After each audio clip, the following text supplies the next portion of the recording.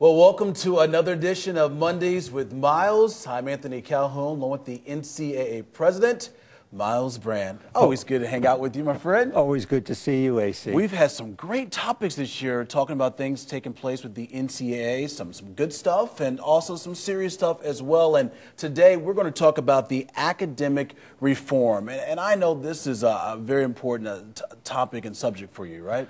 Absolutely. This has been my key in terms of my presidency of the NCAA. I want to make sure the student athletes have every opportunity to gain a sound education at our fine universities and colleges. This is a good news story, AC. We are being successful. This last year, when we looked at our graduation rates as well as our semester-by-semester APR rates, we set records. Wow. The student athletes in all demographic areas are graduating at the highest levels ever.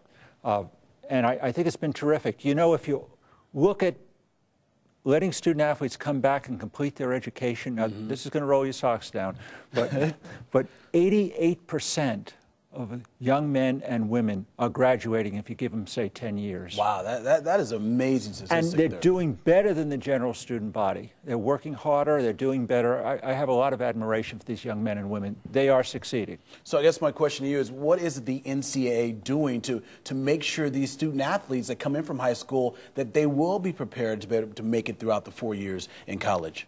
Well, we've set initial eligibility standards. So we've raised the number of core academic courses that students have to take in high school. And interestingly, that's the most important marker for success in college. It's not the high-stakes SAT test, although that isn't irrelevant. What really matters in high school is taking core academic courses, the English and the math, and they're coming in better prepared, and we're requiring them to come in better prepared. But what we're doing differently now, and what we started to do several years ago, which is absolutely critical to this, is we're not only holding the student athletes accountable, but we're holding the teams, the coaches, the entire university accountable for their success. Yeah, and that brings up a good question, because where does the responsibility, who holds the responsibility in this? It's a shared responsibility. Yeah. Certainly the student athletes have a great deal of responsibility for their own education, but the coaches have to make sure that they're instructing their young women and men that it matters.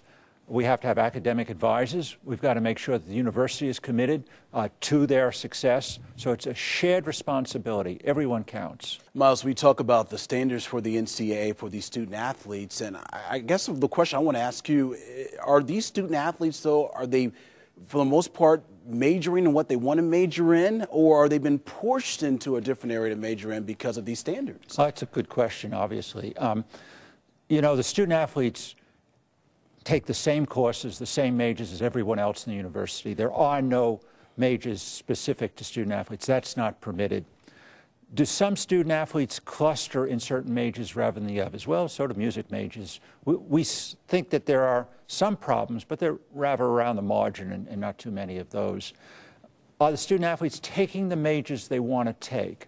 Well, we surveyed tens of thousands of student athletes in the last few years about this, and it turns out 95% of them are saying yes, which is probably greater than the general student body. Not everyone takes the major. I remember one summer I changed majors 3 times. So, 3 times? So, you know, not everyone starts and finishes in the same major they want to take. But the fact of the matter is the student athletes, to a very great degree, are satisfied with what they're taking and are comfortable with it. Myles, before we wrap up this week's edition, you talked about so many great stories involving the NCAA and the student athletes getting the job done in the classroom. A couple of months ago, we saw Myron Rolls of Florida State. The football player was one of 9 Rhodes Scholars, student athletes out of the 32, and you look at someone like him and it just puts a smile on your face because you know he's getting the job done in the classroom as well as on the football field. But that being said, do you feel like the expectations are too high, though, for some of these student athletes? Because, yes, he's a little bit different than your average student athlete. You know, I don't think the expectations are too high. I think our student athletes know how to rise to the occasion. You're a former athlete. You know if the coach says you have to do X, Y, and Z if you're going to play, you do it. That's right. And the fact of the matter is we have very bright young women and men who are student athletes. These are high achievers, highly motivated people. If we set the bar high, they'll do well. And I think the bar is in the right place right now. So I'm pleased where we're going. And the results are there. I think we've got it right.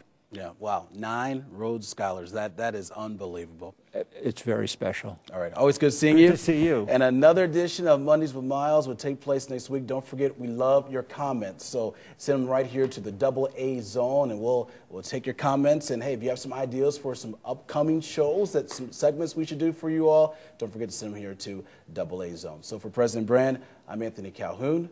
We'll see you next week.